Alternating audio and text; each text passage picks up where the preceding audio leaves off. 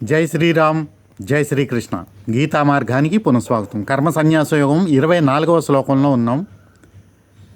యో అంతఃసుఖో అంతరారామ అంతర్జ్యోతి ఏవా య స యోగి బ్రహ్మ నిర్వాణం బ్రహ్మభూత అధిగచ్చతి. ఇది శ్లోకం. 29 శ్లోకాలు కలిగినటువంటి ఈ కర్మ సన్యాస యోగంలో 23 కంప్లీట్ అయినాయి. ఇంకా 6 శ్లోకాలు మిగిలి ఉన్నాయి. ఈ 6 కూడా 24, 25, 26 ఈ శ్లోకాలు ఋషితత్వం గురించి తెలియజేశాయి. కాబట్టి ఋషుల గురించి మనం తెలుసుకోవాల్సిన ఆవశ్యకత ఉంది. బ్రహ్మతత్వాన్ని వారు ఎరిగి ఉంటారు, బ్రహ్మీభూత స్థితిని కలిగి ఉంటారు. బ్రహ్మీభూత స్థితి గురించి కృష్ణ పరమాత్మ ఏం చెప్పారంటే, అచింత్యుడు అనంతుడు అయినటువంటి చైతన్యం భగవత్ చైతన్యం పరమాత్మ. ఆ పరమాత్మ మన చింతనకు అందడు. ఆయన దగ్గర 8 రకాలైనటువంటి ప్రకృతి ఉంది, 8 రకాలుగా ప్రకాశిస్తున్నటువంటి ప్రకృతి ఉంది. ఆ ప్రకృతి యాక్టివేటు ఎలా అవుతుంది అంటే ఈ చైతన్యం తోటి ఏకీభవించటం వల్ల, లేకపోతే అది యాక్టివేట్ కాదు.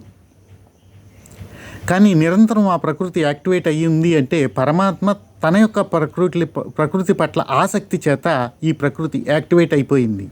యాక్టివేట్ అయ్యి ఇప్పుడు ఈ ప్రకృతిలో ఆయన యొక్క ఆసక్తి ఇమిడీకృతమై ఉందన్నమాట. ఆ విధంగా ఉన్నటువంటి ఈ పరమాత్మ ప్రకృతి యొక్క కలయిక వల్ల బ్రహ్మీభూతం ఏర్పడింది అని కృష్ణ పరమాత్మ చెప్పారు. అంటే బ్రహ్మీభూతంలో ఎవరెవరు ఉంటారంటే పరమాత్మ యొక్క చైతన్యం ఉంటుంది, యాక్టివేట్ అయినటువంటి ప్రకృతి ఉంటుంది. ఆ ప్రకృతి 8 రకాలుగా ఉంది కాబట్టి దాంట్లోనే మనసు, బుద్ధి, అహంకారం అనే 3 ఎలిమెంట్స్ అందులో ఉన్నాయి. కాబట్టి ఆ అహం ఏమవుతుందంటే అహం బ్రహ్మస్మి అనే విషయాన్ని తెలుసుకుంటూ ఉంటుంది. ఇది బ్రహ్మీభూత స్థితి. ఈ స్థితిని తెలిసిన వారు ఋషులు. బ్రహ్మీభూతాన్ని ఆ స్థితిని పొంది బ్రహ్మ నిర్వాణాన్ని కలిగి ఉంటారంటే ఆ బ్రహ్మ ఏ స్థితిలో ఉంటుందంటే నిరంతరం కూడా ఆనంద స్థితిలో ఉంటుంది. అది మన ఆనందాలన్నిటికీ కూడా మూల స్థితి.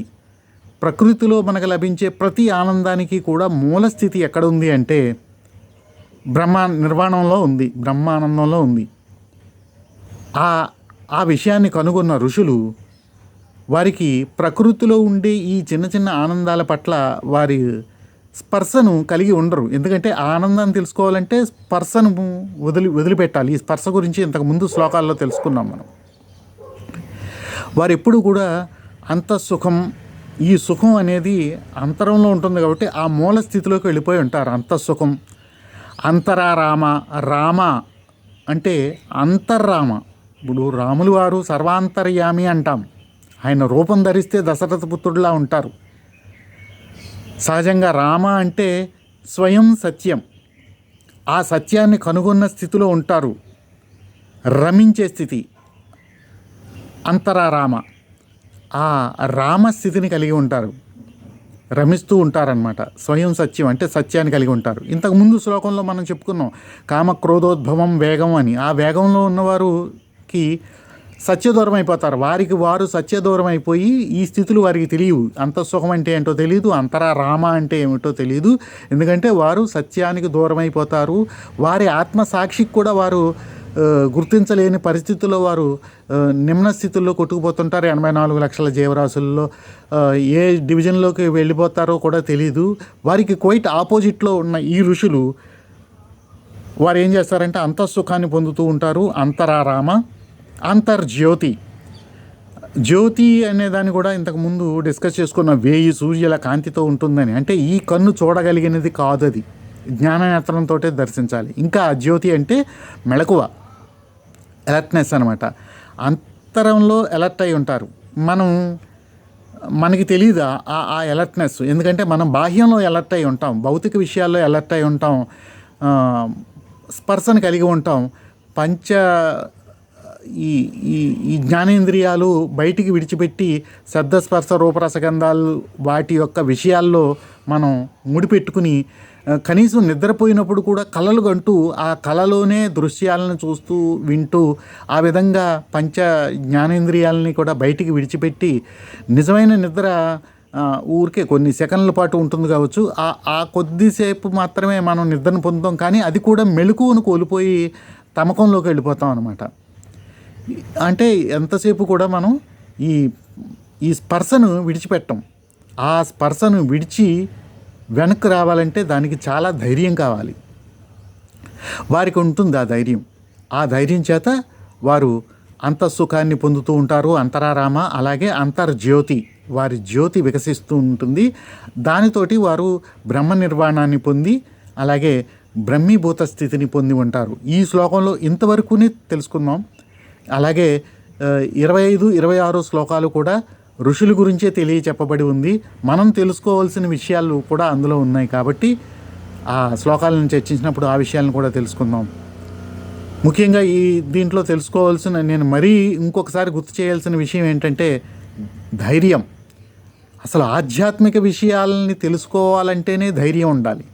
అంతర్ముఖం అవడానికన్నా ముందు ఈ ధైర్యం ఉన్నవారే భగవద్గీత పట్ల ఆకర్షితులు అవ్వడం కానీ వినడానికి ఇంట్రెస్ట్ చూపించడం కానీ చేస్తారు. ఆ ధైర్యం లేనప్పుడు విముఖత చూపిస్తారు ఆధ్యాత్మిక విషయాలకి. ఎందుకంటే అది ధైర్యంతో కూడిన పని, అది అంతరంలోకి వెళ్ళే మార్గం. ఒకసారి ఒక చిన్న కథ చెప్పారు ఎవరో.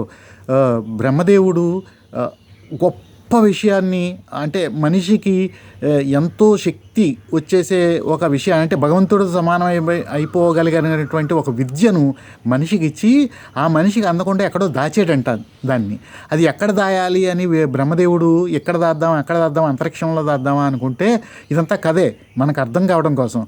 మనిషి చాలా తెలివైనవాడు, ఎక్కడికన్నా వచ్చి అందేసుకుంటాడు, అంతరిక్షంలో ఉన్నా కానీ పట్టేసుకుంటాడు. ఇతనికి మనిషికి అందకుండా ఉండాలి అని ఎక్కడ దాయాలి అని చెప్పేసి ఆ మనిషి లోపలే దాసేద్దామని చెప్పి మనిషి లోపలే ఆ విద్యను దాసేసాడంట. అంటే మనిషి ఎక్కడికన్నా వెళ్తాడు కానీ ప్రపంచంలో ఎక్కడికన్నా, కానీ మనిషి తన లోపలికి తాను మాత్రం వెళ్ళడు అని ఈ విషయం అర్థమయ్యి అక్కడ దాచేశాడు. సో ఈ గొప్ప విద్య ఎక్కడ ఉంది అంటే మనలోనే ఉంది. అక్కడికి వెళ్ళాలంటే చాలా ధైర్యం ఉండాలి. స్పర్శను వదిలేసి లోపలికి వెళ్ళగలగాలి.